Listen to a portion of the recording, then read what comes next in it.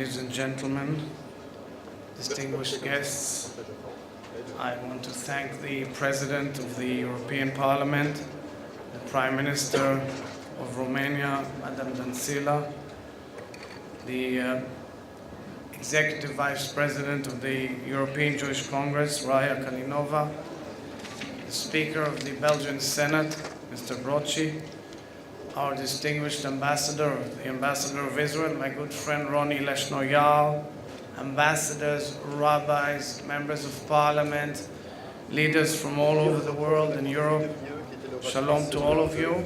And I would like to extend a special welcome to a very dear friend of mine, Professor Fania Oz Salzberger, who's here with us today.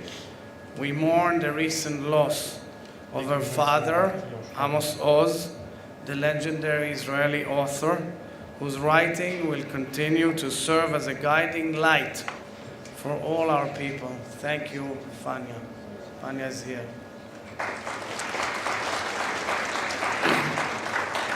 Dear friends, I'm honored to be here today as the guest of the very distinguished European Jewish Congress, as a soldier of the Jewish people, and as the chairman of the Jewish Agency for Israel, the biggest Jewish organization in the world, the largest global partnership between the State of Israel and the Jewish world, to honor the memory of the 6 million Jews murdered in the Holocaust.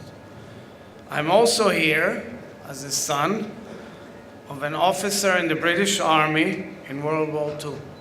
My late father, Chaim Herzog, who later became the president of the State of Israel, came from Eretz Israel to fight the Nazis.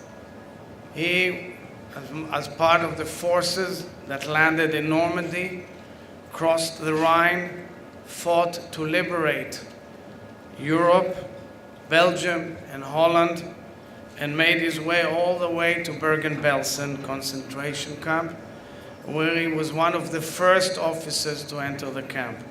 He was utterly shocked, and he wrote in his memoirs how he saw the starving remnants of his people gazing at him in confusion and awe and fear, and as he cried with them and explained to them in Yiddish that he came from Eretz Israel to bring them back home, they looked at him with astonishment and fears, this hungry skeleton.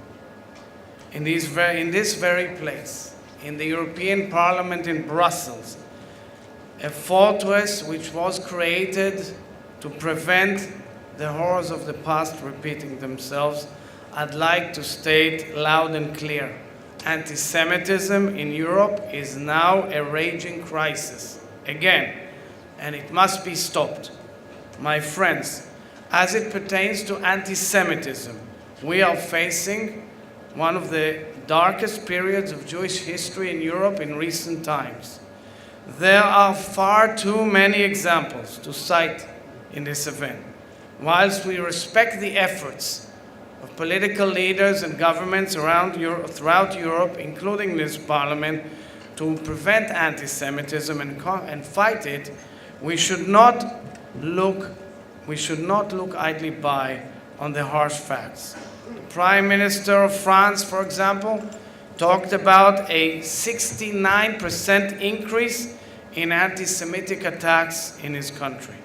The German Chancellor has repeatedly expressed concern over raging anti-Semitism in her country.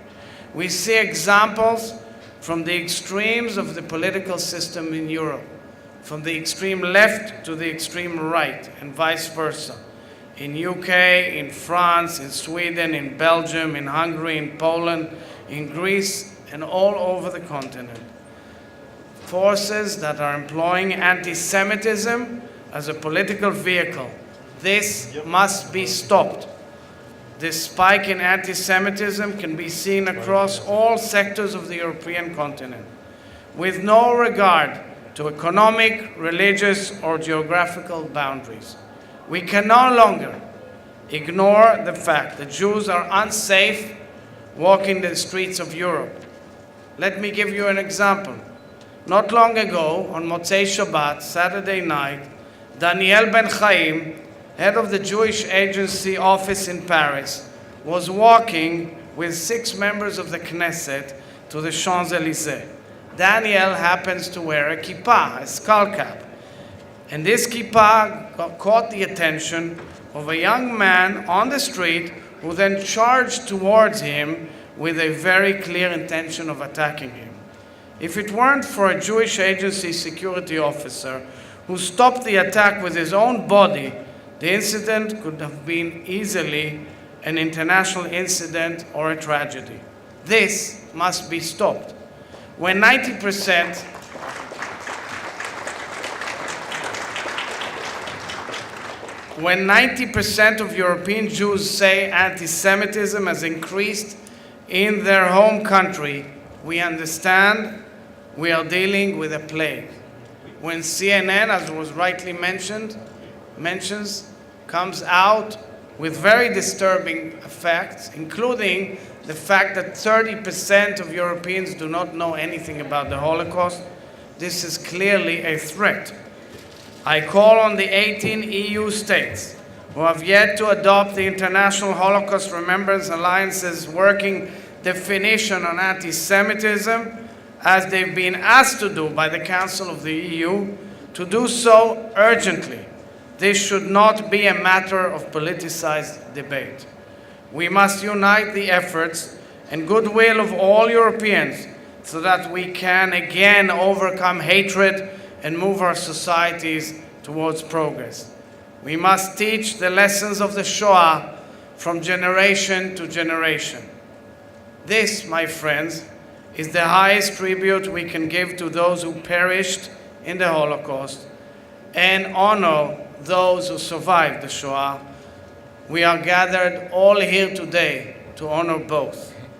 May the memory of the lost ones who were killed in the Shoah be a blessing.